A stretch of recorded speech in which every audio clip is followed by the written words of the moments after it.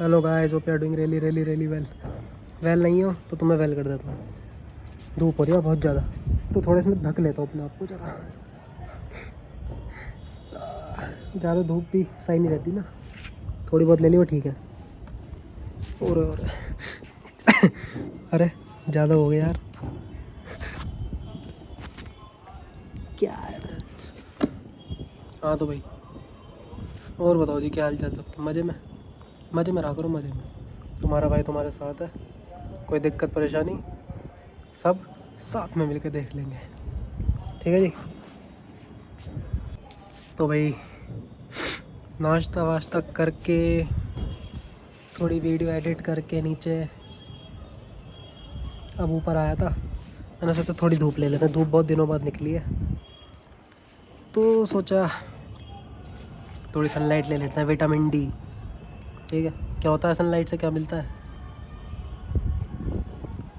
Vitamin D. जिनको नहीं पता था, क्यों नहीं पता था? ठीक है, तो वजह से भी मैं बैठा हुआ था तो मेरे दिमाग में एक तो शोर इतना मचाते हैं ना ये लोग। तो भाई मैं बैठा हुआ था तो मेरे दिमाग में एक वो आ रहा था टॉपिक, बढ़िया टॉपिक है, ठीक है।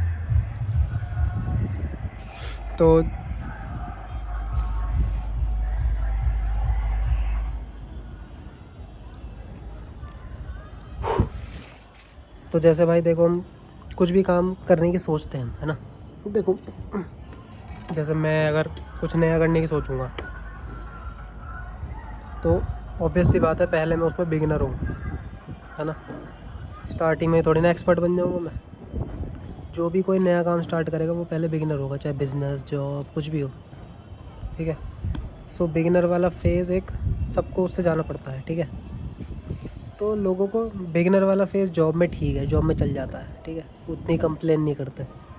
बट जब उन्हें कुछ अपना करने का होता है, ठीक है, जो मतलब उनका दिल कह रहा है करने का, और जब वो उसको करते हैं तब उन्हें वो बिगिनर फेज़ ऐसा लगता है कि यार गलत कर रहा हूँ मैं, शायद गलत चीज़ पकड़ ली मैंने, है ना। तो वो जो फेज़ है बिगिनर वाला, उसको तुम वो मत समझना कि तुम्हारा डाउनफॉल है वो, ठीक है। कोई भी पहले ही एक्सपर्ट नहीं होगा, ठीक है। अगर तुम बिगिनर हो तो तुम कंपैरिजन करना बंद करो, ठीक है। सबसे पहले तुम्हें पता दिक्कत क्यों होती है बिगिनर में? क्योंकि तुम कंपैरिजन करते हो उन लोगों से जो पहले से ही कई सालों से वो काम कर रहे हैं, ठीक है। इमेजिन करो तुम किसी फील्ड में काम कर रहे हो, ठीक है, कुछ भी मैं समझ लो, चलो तुम डांसर हो, ठीक है। तुम कर रहे हो 10 साल से डांस कर रहे हो रोज़, है ना। कोरियोग्राफर हो तुम, बढ़िया, है ना। 10 साल से तुम एक ही काम कर रहे हो। कोई नया बंदा आएगा तो ऑब्वियस सी बात है वो तुम्हारे बराबर का नहीं होगा, टक्कर का, है ना। तो अगर वो नया बंदा तुम्हारे साथ कंपैरिजन करेगा तो ऑब्वियस सी बात है नहीं होगा उसके, वो तुम्हारा बराबरी नहीं कर पाएगा, ठीक है। तो तुम भी अपने आप को उस पर रख के देखो,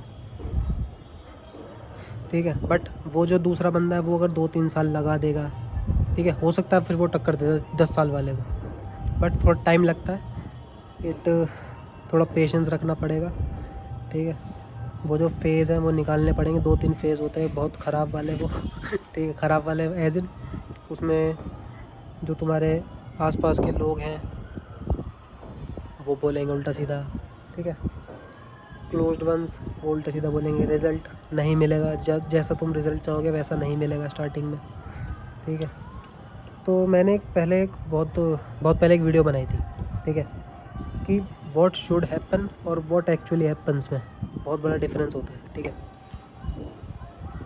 क्या होना चाहिए और क्या एक्चुअली में होता है, उसमें बहुत बड़ा डिफरेंस है। क्या डिफरेंस है? एक बुक बताई थी मैंने, एटॉमिक हैबिट्स, ठीक है। तो उसमें एक चार्ट है, तो जो व्हाट शुड हैपन वाली लाइन है वो जा रही है ऐसे लीनियर, ठीक है, लीनियर। और व्हाट एक्चुअली हैपन्स वाली क्या है, वो एक्सपोनेंशियल ऐसे जा रही है, ठीक है, नीचे से होते हुए, लीनियर वाली लाइन के नीचे से होते हुए फिर वो ऊपर कर जाती है, उसे लीनियर वाली को मतलब पार कर जाती है। तो उससे क्या बताया गया है, सेम टाइम में जैसे तुमने 1 साल करा और 1 साल जो ऐसा कर्व चल रहा है, 1 साल बाद बूम आता है, ठीक है। तो तुम्हें बस उस बूम का इंतज़ार करना है कि कब वो क्लिक हो जाए ठीक है।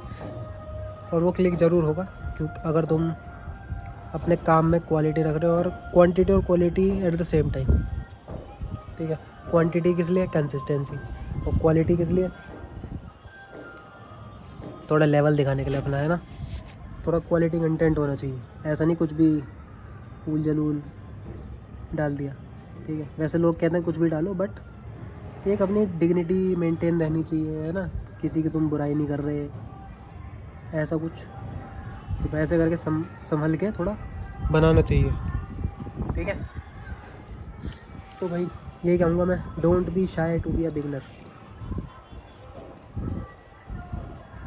अगर बिगनर ही नहीं बनोगे तो एक्सपर्ट कैसे बनोगे, ठीक है। यही है। अगर तुम बिगनर बनना वो नहीं कर रहे अफोर्ड, तो तुम उसमें एक्सेल नहीं करोगे, एक्सेल नहीं, कुछ नहीं होगा तुम्हारा उसमें फिर। अगर तुम बिगनर बनना अफोर्ड नहीं कर रहे, लोगों से पूछना अफोर्ड नहीं कर रहे, कि मतलब तुम नए हो, तुम पूछने में भी घबरा रहे हो फिर, है ना। तुम अपने चौधरी पन्ने में हो, मैं क्यों पूछूँगा उससे। देखो तुम अभी नए हो, तुम उसमें सीखना है, तो सीखोगे किससे? जो पहले से उसमें कुछ कर चुका है, ठीक है। तो उनका मैं वो है ना, ब्रूस ली की एक सेइंग है, मैं बार बार बोलता हूँ, मतलब हर 5-6 वीडियो के बाद वो आई जाती है लाइन मेरे उसमें। तो ब्रूस ली की एक सेइंग है, मतलब ब्रूस ली ने ये कहा था कि आप लोगों की अच्छी चीज़ें ऐड करो और अपना कुछ यूनिक उसमें ऐड कर दो, ठीक है। लोगों की अच्छी चीज़ें लो और उसमें अपना कुछ यूनिक वे ऐड करो, तुम्हारी एक अलग पर्सनैलिटी बन जाएगी। बस यही करना है तुम्हें, किसी भी फील्ड में हो, जितने भी लोग हैं उनकी सबका वो लो, क्या सोच रहे हैं वो, सबका फीडबैक लो। फिर उन फीडबैक के ज़रिए तुम्हारा दिमाग चलेगा, फिर अपना कुछ उसमें यूनिक ऐड करो, ठीक है। फिर तुम्हारा कुछ अलग बन के क्रिएट होगा, यही है, ठीक है। अब एग्ज़ाम्पल ले लो कोई भी, जैसे क्रिकेट है, इतने सारे लोग खेलते थे, है ना। तो कितने लोग आए, वीरेंद्र सहवाग, सचिन तेंदुलकर, ये सब दो, है ना। और विराट कोहली आया फिर, तो विराट कोहली उन सबको देख के तो बड़ा हुआ होगा, है ना।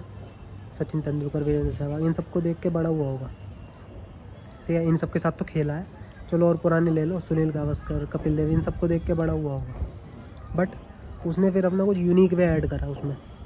यूनिक वे क्या? उसका जो एग्रेसिव नेचर है खेलने का, जो उसका यूनिक तरीका है खेलने का, है ना, वो उनने ऐड करा, तो उसकी एक अलग पर्सनैलिटी बनी है। रोहित शर्मा है, वो चिल मोड वाला है ना उसका अलग यूनिक वे है, ठीक है। देखो क्रिकेट सब खेल ले, है ना, सब क्रिकेट में सब पता है, कॉपी बुक है, ये है, ऐसे करके खेलते हैं, बट सबका अपना अपना यूनिक वे है खेलने का, ठीक है।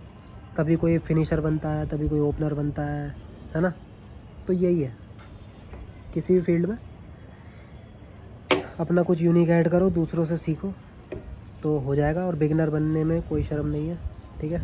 Don't be shy to be a beginner, क्योंकि it's a matter of time, you will be expert in it, ठीक है।